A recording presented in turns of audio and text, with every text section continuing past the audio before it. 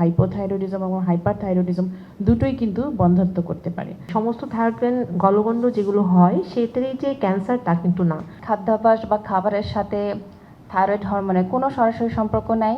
সব ধরনের মেডিসিন সব জায়গায় পৌঁছে দেওয়ার দায়িত্ব আমাদের। যদি কোনো প্ল্যান করেন আমরা থাকবো, আর আমাদের তো দায়িত্ব আছে, আমরা করেই যাব। কর্মক্ষম জনবল তৈরি করব, মেধাবী জনবল তৈরি করব, তাহলে থাইরয়েড ডিসঅর্ডার আপনাকে মাথায় রাখতে হবে। টিউমারটা কিন্তু এর ভিতরে বলা হয় প্রায় 10%-এর মতো তাদের ক্যান্সার হওয়ার সম্ভাবনা থাকে।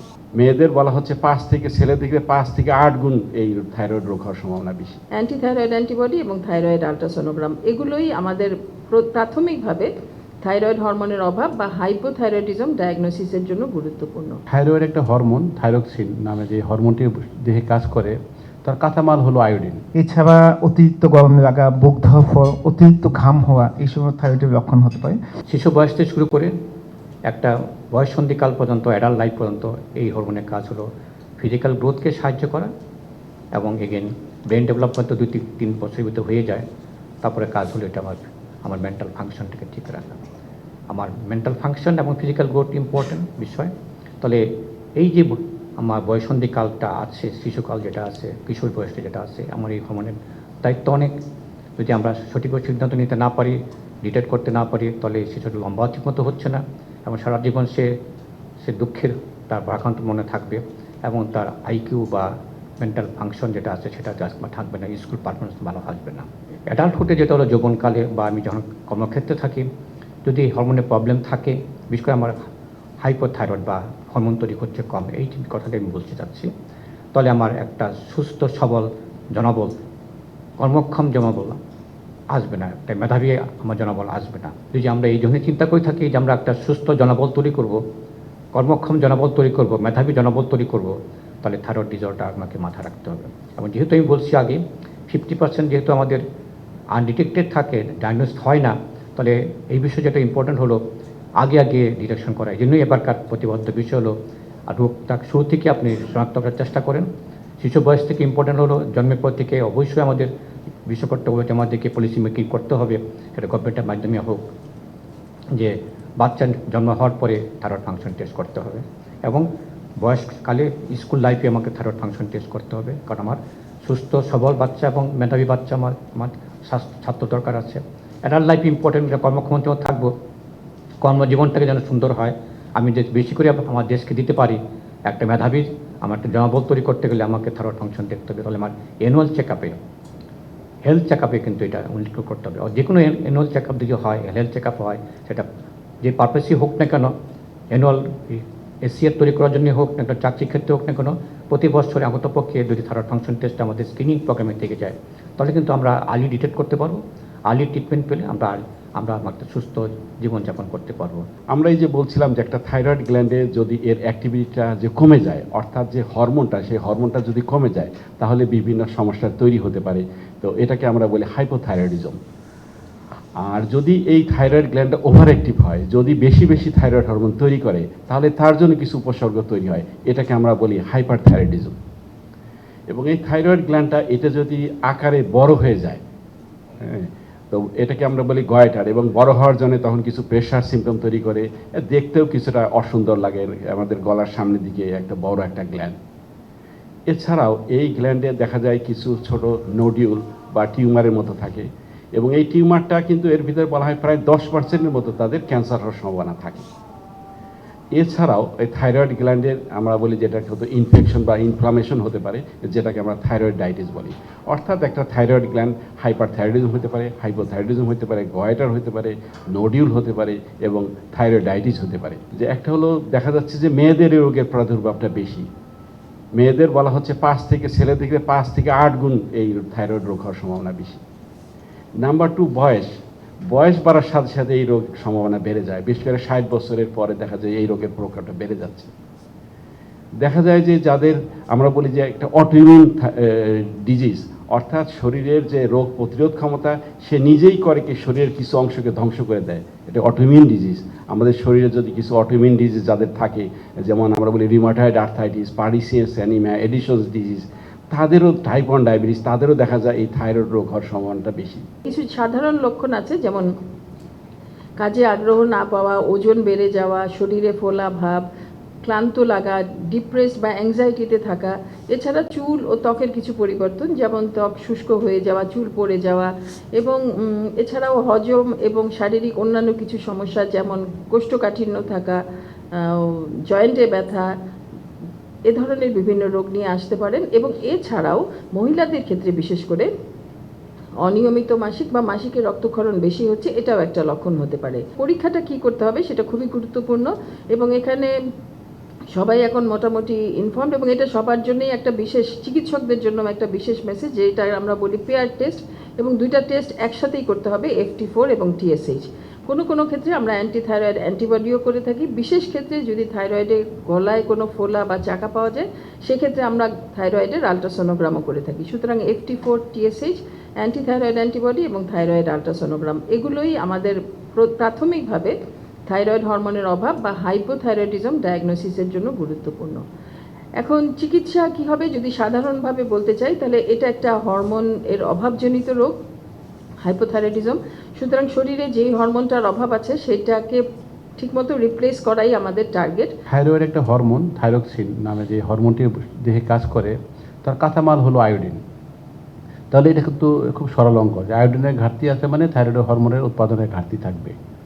এটি কিন্তু সেই প্রাকৃতিক আদিকাল থেকে আমরা জেনে অভ্যস্ত যে আয়োডিনের ঘাটতির জন্য হাইপোথাইরয়েডিজম হচ্ছে। তাহলে আয়োডিন যদি আধিক্য থাকে শরীরে, তাহলে হাইপারথাইরয়েডিজম হতে পারে। কিন্তু জনগণের জন্য সবচেয়ে গুরুত্বপূর্ণ ইস্যু হলো, তাহলে আয়োডিনযুক্ত লবণ খেতে হবে, এবং আয়োডিন লবণ নয়, শুধু অন্য উৎস থেকেও পাওয়ার চেষ্টা করতে হবে। তার সবচেয়ে ভালো সামুদ্রিক মাছ, সামুদ্রিক আগাছা, শুধু মাছ নয়, মাছ জাতীয় বা বাকি যেগুলো প্রাণী সমুদ্রে থাকে সেগুলো, এবং অন্যান্য কিছু টমেটো, এগুলো থেকেও আমরা কিছুটা পেতে পারি, আলুর খোসাতে পেতে পারি। এখন আজকের আলোচনার দ্বিতীয় অংশ, যেটি থাইরয়েড সচেতনতা মাস, সারা পৃথিবীব্যাপী পালিত হচ্ছে। রোগীর লক্ষণ দেখা দিবে, তারপরে চিকিৎসকের কাছে যাবে, এই ভরসায় থাকাটা ঠিক হবে না। তাহলে আমাকে একটা নির্দিষ্ট কাঠামো তৈরি করতে হবে, যে রোগটি হবার আগে আমরা ধরে ফেলবো। ফারুক পাঠান স্যার কিছুটা বলেছেন, আমি তার সাথে একটা দুটা পয়েন্ট যুক্ত করি।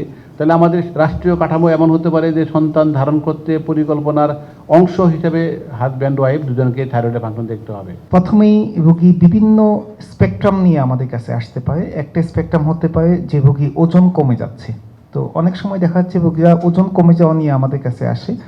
অন্য ডিজিজের সাথে এই ক্ষেত্রে একটু পার্থক্য হলো, এই ক্ষেত্রে সাধারণত রুচি ঠিক থাকে। রোগীরা বলে যে আমি ঠিকঠাক খাচ্ছি কিন্তু আমার ওজন কমে যাচ্ছে, এটা থাইরয়েডের অসুবিধা, যেটাকে আমরা থাইরোটক্সিকোসিস, হাইপারথাইরয়েডিজম অথবা গ্রেভস ডিজিজ বলছি। এছাড়া অতিরিক্ত গরম লাগা, বুক ধরফর, অতিরিক্ত ঘাম হওয়া, এই সময় থাইরয়েডের লক্ষণ হতে পারে। পাতলা পায়খানা বা বারবার পায়খানা হওয়া, হাত পা কাঁপা, অস্থিরতা, অল্প পরিশ্রমে হাঁপিয়ে যাওয়া, দুর্বলতা, মাসিক নিয়মিত না হওয়া বা অনিয়মিত মাসিক, এটাও কিন্তু হাইপারথাইরয়েডিজমের একটা লক্ষণ বলে আমরা মনে করি। বাচ্চা না হওয়া, গর্ভপাত হওয়া, বারবার অ্যাবর্শন হওয়া। সুতরাং এই ধরনের লক্ষণ নিয়ে রোগী যখন আমাদের কাছে আসবে, আমরা অবশ্যই থাইরয়েড হরমোন পরীক্ষা করব, এবং থাইরয়েড হরমোন পরীক্ষা করে আমরা থাইরয়েড হরমোনের আধিক্য পেতে পারি। এখন আমরা যদি কোনো কারণে কোনো রোগীকে যদি হাইপারথাইরয়েডিজম বা থাইরোটক্সিকোসিস ডায়াগনোসিস করি, কীভাবে আমরা চিকিৎসা করব? 3 পদ্ধতিতে আমরা চিকিৎসা করতে পারি। একটা হতে পারে মুখে ওষুধ দিয়ে চিকিৎসা, যেটা কালবিমাজল নামে ওষুধ পাওয়া যায়, 12 থেকে 18 মাস চালাতে হয়। রেডিওঅ্যাক্টিভ আয়োডিন একটা খুব ভালো ট্রিটমেন্ট অপশন। যখন মানুষের বয়স 40-এ বেশি থাকে, আগে থাইরয়েডের ওষুধ খাচ্ছে, অনিয়মিত ওষুধ খাচ্ছে, তাদের ক্ষেত্রে আমরা রেডিওঅ্যাক্টিভ আয়োডিন দিয়ে চিকিৎসা করতে পারি। কিন্তু রেডিওঅ্যাক্টিভ আয়োডিন দিয়ে পরে হাইপোথাইরয়েডিজমের একটু ঝুঁকি থাকে, যাদের চোখ বের হওয়া থাকে তাদের ক্ষেত্রে আবার radioactive iodine is not a good choice. আর লাস্ট যে চিকিৎসা অপশন সেটা হচ্ছে সার্জারি বা অপারেশন করা। যখন গলগণ্ড বা গলা অনেক ফুলে যাবে, অথবা রোগীর ঢোক গিলতে অসুবিধা হবে অথবা শ্বাসকষ্ট হবে, তখন কিন্তু থাইরয়েডের অপারেশন করতে হয়। বন্ধ্যত্বের একটা বড় কারণ হচ্ছে থাইরয়েড ডিসঅর্ডার। হাইপোথাইরয়েডিজম এবং হাইপারথাইরয়েডিজম দুটোই কিন্তু বন্ধ্যত্ব করতে পারে। তারপরও যদি আবার কনসিভ করা হয় বা একজন সন্তান ধারণ করেন, তাহলে অকালে গর্ভপাতের একটি বড় কারণ হচ্ছে থাইরয়েড ডিসঅর্ডার, এবং এখানেও হাইপো এবং হাইপারথাইরয়েডিজম দুটোই কিন্তু গর্ভপাতের কারণ হতে পারে।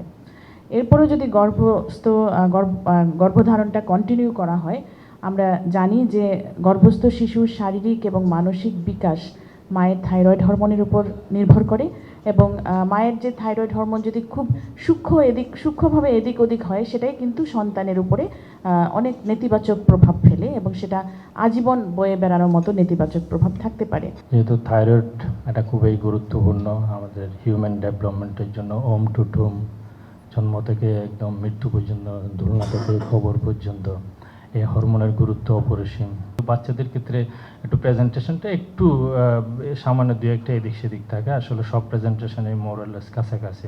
রোগটা নির্ণয় করে তাদেরকে ট্রিটমেন্টের আওতায় আনতে হবে এবং ফলো আপে রাখতে হবে। আমাদের বাংলাদেশে এই পর্যন্ত হওয়া নানান রকম সমীক্ষা, গবেষণাপত্র অ্যানালাইসিস করে যেটা দেখা গিয়েছে যে আমাদের বাংলাদেশি পপুলেশনের মধ্যে, মানুষের মধ্যে এই ধরনের নজুল পাওয়ার প্রবণতাটা হচ্ছে 8%, একটু রেঞ্জে বললে 8 to 10%। তার মধ্যে ম্যালিগনেন্সির চান্সেস ছিল এই গবেষণাগুলোতে যেটা দেখা গিয়েছে 2.58%। এবং সবচেয়ে যেটা জরুরি যেটা পাওয়া গিয়েছে যে মহিলাদের মধ্যে এই প্রবণতাটা অনেক বেশি, এবং এটা একটা রেশিও দেখানো হয়েছে এই গবেষণা পরিপত্রগুলোতে, যেটা 7.6:1।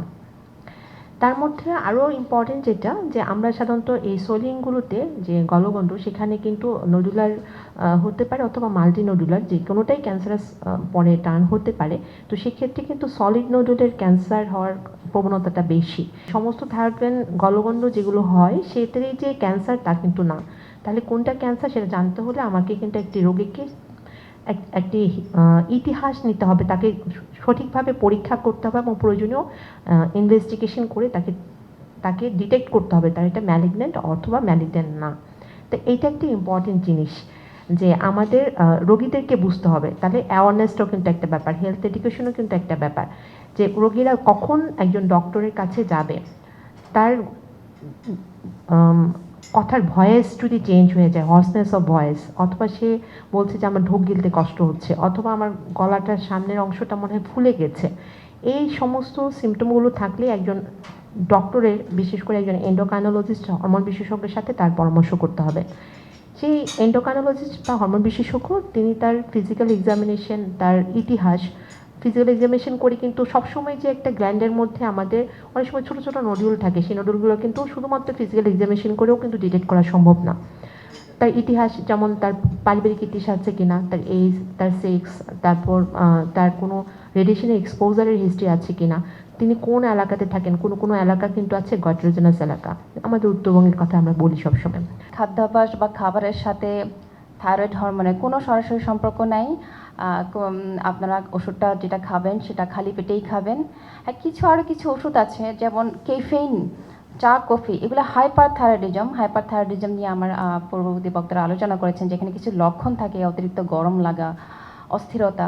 সেই ক্ষেত্রে এই ধরনের ওষুধ এই সিমটমটাকে অ্যাগ্রাভেট করে। সুতরাং কিছু নিয়ম কানুন আছে, এগুলো যদি মেনে চলা হয় তাহলে কোনো ধরনের সমস্যা হবে না। লক্ষণ থাকুক না থাকুক, আমাদের যখন একটা মা গর্ভকালীন প্রস্তুতি নেবে, মানে প্রি কনসেপশনাল পিরিয়ডে, তাকে অবশ্যই পরিকল্পনা করার সময় থাইরয়েডের ফাংশনের পরীক্ষা করতে হবে। যদি সে ওই সময় নাও করে, যখন সে প্রথম মানে গর্ভকালীন সময় প্রথম 3 মাসে অবশ্যই থাইরয়েডের পরীক্ষাটা করতে হবে। এর ফলে আমরা 2 প্রজন্মকে আমরা সুস্থ রাখতে পারবো, আমরা মাকেও যেরকম সুস্থ রাখতে পারবো এবং একই সাথে আমরা একটা ইন্টেলেকচুয়াল একটা মানে পরবর্তী প্রজন্ম সুস্থ থাকবে। থাইরয়েডের ওষুধ কোনো সাময়িক চিকিৎসা নয়, এটি শরীরে যে হরমোনের ঘাটতি রয়েছে সেটি ঘাটতি পূরণ করে। তাই ভালো লাগছে বলে ওষুধ বন্ধ করে দেওয়া কখনোই ঠিক নয়। এক্ষেত্রে ওষুধ বন্ধ করলে দেখা যাবে ক্লান্তিবোধ, ওজন বৃদ্ধি, কোষ্ঠকাঠিন্য এবং বিভিন্ন রকমের শারীরিক সমস্যা দেখা দিতে পারে। দ্বিতীয়ত, অনেক রোগীর ধারণা এই ওষুধ কিডনি বা লিভারে ক্ষতি করে থাকতে পারে, কিন্তু এটি বৈজ্ঞানিকভাবে সঠিক নয়। সঠিক ডোজে নেওয়া লেভোথাইরক্সিন শরীরের স্বাভাবিক হরমোনের মতোই কাজ করে। থাইরয়েড রোগীগণ রোজা ঠিকভাবে রাখতে পারবেন, এক্ষেত্রে কোনো বাধা নাই। ওষুধ খাওয়ার সময় সেক্ষেত্রে 2টি পদ্ধতি অবলম্বন করা যেতে পারে। যেহেতু খালি পেটে খেতে হবে, সেক্ষেত্রে সেহরির আগে, সেহরির 30 মিনিট থেকে 60 মিনিট পূর্বে খাওয়া যেতে পারে, অথবা ইফতারির পর 3 থেকে 4 ঘন্টা পর যখন খালি পেটে থাকে তখনও থাইরয়েডের ওষুধ খাওয়া যেতে পারে। আরেকটি বিষয়, রোজার আগে অথবা এবং রোজার 6 থেকে 8 সপ্তাহ পর থাইরয়েড পরীক্ষা করে থাইরয়েডের লেভেল ঠিক আছে কিনা এটা দেখে নেওয়া জরুরি। তো আমি এন্ডোক্রাইন সোসাইটিকে স্যার রিকোয়েস্ট করবো আপনাদের মাধ্যমে, বা আপনাদেরকে আমি রিকোয়েস্ট করবো স্যার, গভর্নমেন্টের পলিসি লেভেলে স্যার আপনারা কাজ করেন, আমরা আপনাদের সঙ্গে আসি। সব ধরনের মেডিসিন সব জায়গায় পৌঁছে দেওয়ার দায়িত্ব আমাদের, এবং যত ধরনের মেডিসিন লাগে স্যার রেনাটা প্রডিউস করবে। ফর এই ধরনের পেশেন্টের জন্য এবং অন্য অন্য পেশেন্টের জন্য। আপনাদের সঙ্গে আমরা সব সময় ছিলাম, আমরা সব সময় থাকবো স্যার। এবং আমরা মনে করি যদি এই 4.5 কোটি লোককে ট্রিটমেন্টের আওতায় নিয়ে এসে তাদেরকে যদি অ্যাক্টিভ লাইফ লিড করা যায় তাহলে দেশ এগিয়ে যাবে। সেই এগিয়ে যাওয়ার সঙ্গে যদি র্যান্ডা পিএলসি সংযুক্ত হতে পারে তাহলে আমরা ধন্য মনে করবো স্যার। যেহেতু নারী রোগীর সংখ্যা বেশি, তাদের জন্য কোনো ইনসেনটিভ সেটা দিতে পারে কিনা সরকারের পলিসি লেভেলে, প্লাস হলো যে বেসরকারি যে ডায়াগনস্টিকসগুলো আছে তারাও কোনো উদ্যোগ নিতে পারে কিনা সেটা। আরেকটা আসছে যে সোসাইটির সঙ্গে মিলে, এন্ডোক্রাইনোলজি সোসাইটির সঙ্গে মিলে কোনো টিবিসি কোনো ক্যাম্পেইন করা যায় কিনা। তো আমরা মনে করি যে মূল জায়গাটা এখানে যদি 4.5 কোটি মানুষ এটা বাইরে থাকে এখনও পরীক্ষা নিরীক্ষা, তো অ্যাওয়ারনেসের জায়গাটা অনেক বড়। সেটা আমরা আপনাদের সঙ্গে থাকবো, করব। আমাদের সুযোগ আছে ডিজিটালি, অনলাইনে, প্রিন্টে। যদি কোনো প্ল্যান করেন আমরা থাকবো, আর আমাদের তো দায়িত্ব আছে, আমরা করেই যাব।